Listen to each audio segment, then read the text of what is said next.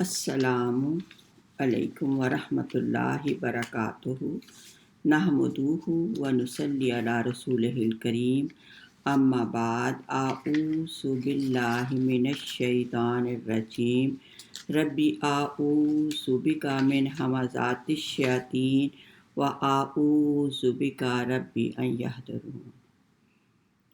بسم اللہ الرحمن الرحیم سبح للہ ما فی السماوات و ما فی الارض وہو العزیز الحکیم لہ ملک السماوات والارض یحیی و یمیت وہو علی کل شیء قدیر هو الاول والآخر والظاہر والباطن وہو بکل شیء قدیر شیء علیم۔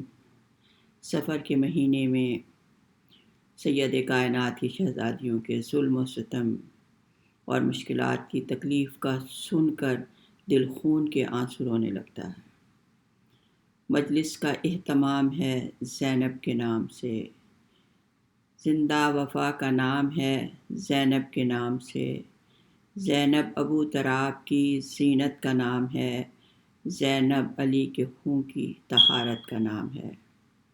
خاتون جنت سیدہ فاطمہ الزہرا کی بیٹی سیدنا علی علیہ السلام کے جگر کا ٹکڑا بی بی زینب سلام اللہ فاتحہ شام، تاریخ اسلام کی عظیم شخصیت۔ جب شہادتیں ہو چکی یعنی 10 محرم کے بعد، تو یزید کا حکم نامہ ابن زیاد کے پاس آیا کہ ان تمام کو زنجیروں میں جکڑ کر دمشق میں میرے دربار میں لایا جائے۔ قافلہ روانہ ہوا۔ صرف ایک مرد زین العابدین اور سیدہ کائنات کی شہزادیاں تھیں۔ جس شہر سے یہ قافلہ گزرتا تھا شادیانے بجائے جاتے، یزید کی فتح کے جشن منائے جا رہے تھے۔ فتح یزید کے جشن کے اس سماع میں حضور صلی اللہ علیہ وسلم کی شہزادیاں قیدی تھیں، سر مبارک جھکے ہوئے تھے۔ عوام کو یہ معلوم نہ تھا کہ یہ کون عظیم ہستیاں ہیں۔ ان کو یہ بتایا گیا تھا کہ یزید کی حکومت کے خلاف کچھ باغی ہیں، ان کی بغاوت کو کچل دیا گیا ہے اور یہ باغیوں کے سر ہیں اور یہ ان کی قیدی خواتین۔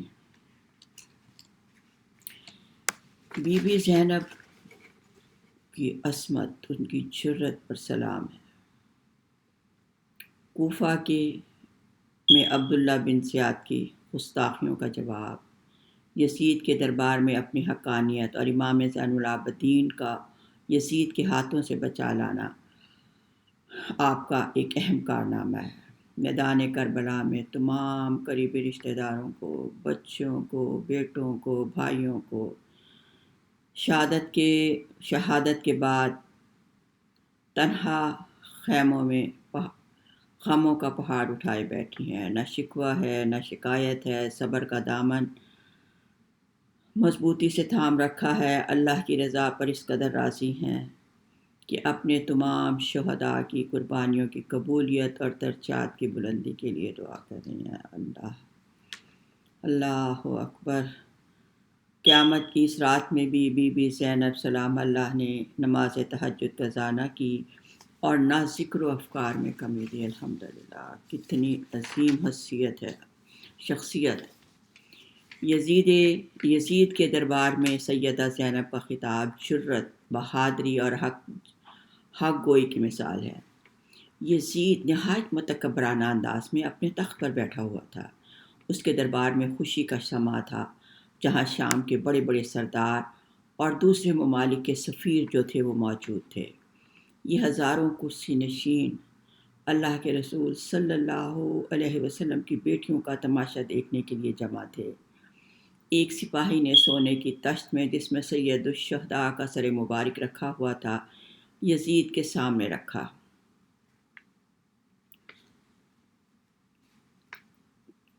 جب اہل بیت کے اسیروں نے امام حسین علیہ السلام کے سر مبارک کو دیکھا تو شدت غم سے رونے لگے۔ جناب زینب سلام اللہ علیہ نے انتہائی غمگین انداز میں اپنے بھائی سے مخاطب ہوئیں، اے میرے حسین، اے حبیب رسول صلی اللہ علیہ وسلم، اے فاطمۃ الزہرا کے جگر کے ٹکڑے، اے محمد مصطفیٰ کے پیارے۔ یزید اب تک غرور و تکبر میں بیٹھا ہوا تھا جب سیدہ زینب سلام اللہ علیہ کی نے رسول اللہ صلی اللہ علیہ وسلم اور فاطمۃ الزہرا کا نام لے کر گریہ شروع کیا تو دربار کے تمام اہل مجلس کو رلا دیا۔ تمام جتنے لوگ تھے وہ رونے لگے۔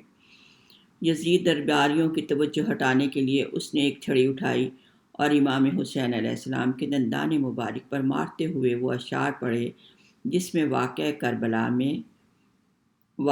کربلا کو جنگ بدر کا بدلہ قرار دیا کہ آج میں نے فرزندان مصطفیٰ سے اپنے آبا کا بدلہ لے لیا۔ سیدہ زینب سلام اللہ علیہ جیسی باعصمت عزت مآب پردہ دار خاتون کے لیے آسان نہ تھا کہ نامحرم لوگوں کے سامنے خطاب کرے۔ اس وقت یہ پردہ دار خاتون نامحرم لوگوں کے سامنے ننگے سر کھڑی تھی۔ پاؤں رسیاں بی بی سلام اللہ کے ہاتھوں میں رسیاں بندھی ہوئی تھیں۔ بی بی سلام اللہ کے ہاتھوں میں رسیاں بندھی ہونا، ننگے سر کھڑی ہونا، دشمن کرسیوں پہ بیٹھے ہیں اور وہ مجرموں کی طرح کھڑی ہیں۔ بی بی سلام اللہ کا خطبہ دینے کی ایسے ماحول میں بی بی سلام اللہ علیہ کا خطبہ دینا شیر کا کلیجہ اور جرأت درکار تھی۔ لیکن وقت کی ضرورت کا تقاضا تھا کہ شام کے لوگوں میں کربلا کے ہونے والے واقعات کی حقیقت کا آگاہ کیا جائے، کیونکہ شام کے رہنے والے لوگ مسلسل 40 سال سے بنی امیہ کو اسلام کا نمائندہ سیدنا علی علیہ السلام اور اولاد علی کی کھلی مخالفت کی جاتی تھی۔ بنی امیہ کی اہل بیت سے دشمنی کا نتیجہ تھا کہ امام حسین علیہ السلام کے خاندان نبوت کے اسیروں کو جو وہاں کے لوگ تھے وہ سرکش اور باغی تصور کر رہے تھے۔ کسی کو یہ خبر نہ تھی کہ یہ باغی نہیں، یہ ساری کائنات کے مالک ہیں، اس امت کو دین اور ایمان عطا کرنے والے ہیں۔ جب رسول زادی نے یہ دیکھا کہ یزید جو ہے اللہ کی نسبت حد سے تجاوز کر گیا تو بی بی سلام اللہ علیہ نے مناسب سمجھا کہ دین کا دفاع کرنا بہت ضروری ہے۔ بی بی ورنہ تو نانا جان کی 23 سال کی دن رات کی محنت، بابا علی کی کوششیں، امام حسین کی قربانی کا مقصد جو ہے وہ ضائع ہو جائے گا۔ سیدنا زینب علیہ السلام نے خطبہ دینے کے لیے یزید کے لیے محترمانہ الفاظ یعنی اے خلیفہ، اے امیر المومنین مخاطب کرنے کے بجائے اس نے یزید کو اس کے نام سے پکارا۔ تو جو خلیفہ وقت کی توہین شمار کیا جاتا تھا، یعنی لوگ جو تھے جب کسی پر خطاب کرتے تھے امیر المومنین یا خلیفہ کہتے تھے تو آپ نے اس کو یزید کے نام سے پکارا، اور سیدہ لوگوں کو یہ بتانا چاہتی تھی کہ نہ تو وہ اسے امیر مانتی ہے اور نہ اس کو اپنا خلیفہ۔ آج ایک قیدی عورت بھرے دربار میں اللہ سبحانہ تعالیٰ کی حمد و تعریف کرنے کے بعد رسول اللہ صلی اللہ علیہ وسلم اور آل رسول پر درود بھیجا، پھر قرآن مجید کی آیات مبارکہ سے اپنے خطبے کا آغاز کیا۔ اے یزید، اللہ سبحانہ و تعالیٰ اور اس کے رسول صلی اللہ علیہ وسلم نے سچ کہا کہ جن لوگوں نے برے کام کیے ان کا انجام برا ہوا، اس لیے انہوں نے اللہ کی آیات کو جھٹلایا اور اللہ کی آیات کا اللہ کی آیات کا اس نے مذاق اڑایا۔ جس طرح مکہ کے بت پرستوں نے جنگ احد میں حضرت حمزہ علیہ السلام اور مسلمانوں کی شہادت پر خوش ہو کے گیت گائے تھے، تو بھی آج فرزندان رسول کی شہادت پر خوش ہو کر گیت گا رہا ہے۔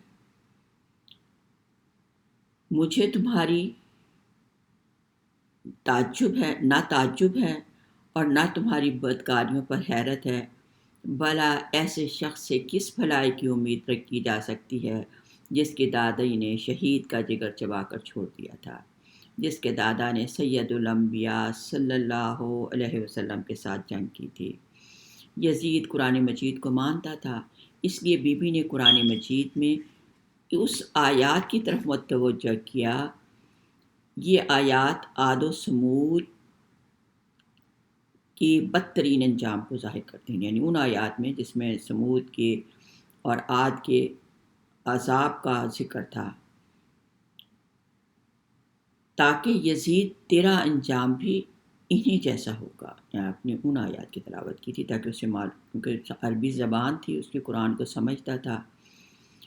اے یزید، تو اموی ہے، تو نے ہاشمیوں کے مزاج نہیں دیکھے، ہماری طینت کریمانہ ہے، ہم ایک حبشی کو، یعنی جو آیا تھی وہ حبشن تھی، ہم اسے اپنی ماں مانتے ہیں، تم کیا جانو ماں کا رشتہ کیا ہوتا ہے؟ سن، میری ماں عذرا بتول ہے، میرے باپ کا عمل قرآن ہے۔ اے یزید، کیا تو سمجھتا ہے کہ تو نے ہم پر آسمان اور زمین کے گوشے تنگ کر دیے؟ کیا تو آل رسول کو رسیوں میں جکڑ کر در بدر پھٹانے میں اللہ کی بارگاہ میں سرفراز ہوا ہے؟ کیا ہم تیرے خیال میں مظلوم ہو کر ذلیل ہو گئے اور ظالم بن کر تو سر بلند ہوا؟ اپنی غلط سوچ پر مغرور نہ ہو۔ کیا تو نے اللہ کا یہ فرمان بھلا دیا ہے کہ حق کا انکار کرنے والے یہ خیال نہ کریں کہ ہم نے انہیں مہلت دی ہے، بلکہ ہم نے اسے ڈھیل اس لیے دے رکھی ہے کہ جی بھر کر اپنے گناہوں میں اضافہ کر لیں، اور ان کے لیے خوفناک انجام مقرر کیا جا چکا ہے۔ اے یزید، کیا یہ تیرا انصاف ہے کہ تو نے اپنی مستورات اور لونڈیوں کو چادریں اور چار دیواری کا تحفظ فراہم کر کے پردے میں بٹھا رکھا ہے، جبکہ رسول زادیوں کو ننگے سر در بدر پھرا رہا ہے؟ تو نے ان کی عصمت کی چادریں لوٹ لیں، ان کی بے حرمتی کا مرتکب ہوا۔ تیرے حکم پر دشمنان خدا نے اہل بیت کی رسول پاک کی دامن مستورات کو ننگے لوگوں کے ہجوم میں لے آئے۔ لوگ رسول صلی اللہ علیہ وسلم کی صاحبزادیوں کو دیکھ کر مذاق اڑاتے رہے۔ آج ان قیدی مستورات کے ساتھ ان کے مرد موجود نہیں جو ان کی سرپرستی کریں۔ آج آل محمد کا کوئی مددگار اللہ کے سوا ان کا کوئی مددگار نہیں۔ اے یزید، تو نے آل رسول سے خون سے اپنے ہاتھ رنگین کیے ہیں، تو نے عبد المطلب کے خاندان اور ان کے نوجوانوں کو شہید کیا، جن کی عظمت و کردار کے درخشندہ ستارے زمین کے گوشے گوشے کو منور کیے ہوئے ہیں۔ اے یزید، اللہ کی قسم، تو نے ہمارے عزیزوں کو خون میں نہلایا ہے، تو نے اپنے ساتھ ظلم کیا، تو کسی کا نہیں، تو رسول اللہ صلی اللہ علیہ وسلم کے سامنے ایک مجرم کی طرح لایا جائے گا، اور تجھ سے تیرے اس گناہ کی باز پشت ہوگی کہ تو نے اولاد رسول کا خون ناحق کیوں بہایا، رسول زادیوں کو در بدر کیوں پھیرایا۔ اے یزید، گردش ایام اور حوادث روزگار کا اثر ہے، مجھے تجھ جیسے ظالم ستمگر سے ہم کلام ہونا پڑا، لیکن یاد رکھ تو میری نظر میں ایک انتہائی پست اور گھٹیا شخص ہے۔ میری اس جرأت سخن پر تو مجھے اپنے ستم کا نشانہ کیوں ہی نہ بنائے، لیکن میں اس عظیم امتحان اور آزمائش کو صبر کے ساتھ اختیار کروں گی، اور تیری بد کلامی اور بدسلوکی میرے عزم و استقلال پر اثر انداز نہیں ہو سکتی۔ اے یزید، آج ہماری آنکھیں اشکبار ہیں۔ اللہ اپنے بندوں پر ظلم نہیں کرتا، ہر حال میں اس کی عنایات، اس کی عدل و انصاف پر ہمارا بھروسہ ہے۔ اے یزید، تو جتنا چاہے مکر و فریب کر لے، تو نہ تو ہماری یاد لوگوں کے دلوں سے مٹا سکتا ہے، اور نہ وحی الہی کے پاکیزہ آثار محو کر سکتا ہے۔